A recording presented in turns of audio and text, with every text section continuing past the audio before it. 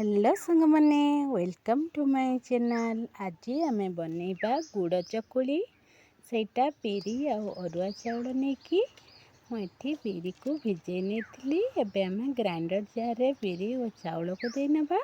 मुझे बिरी और चाउल को भल भाव चिकन करके बाटी नेबी। देखंतु मुझे चाउल और बिरी को भल भाव बाटी नहीं पूरा सबुतक आण आम काढ़ी नेबा।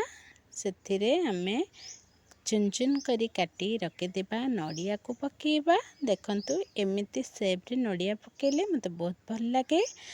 जेहेतु आमे एठी गुड़ चकुली बनाउचंती आमे एठी गुड़ नबा। गुड़ नहीं कि एक भल भाव पिठौरे गोले नबा।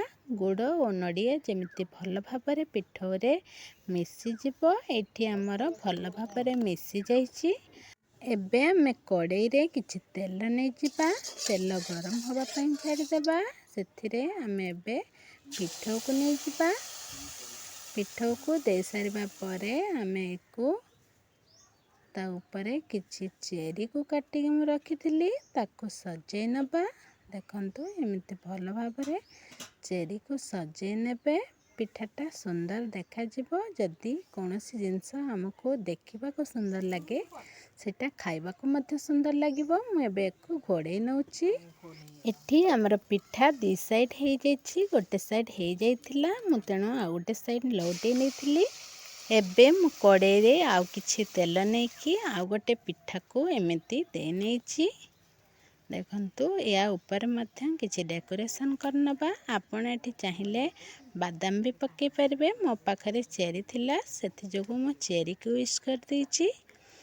देखंतु एमिति भाबरे सजे नेबे। आर गोटे साइड हे गला परे मुको बाहर करने कि आ गोटे साइड को ओलटे नेथिली। एबे मोर दी साइड हे जाइछि।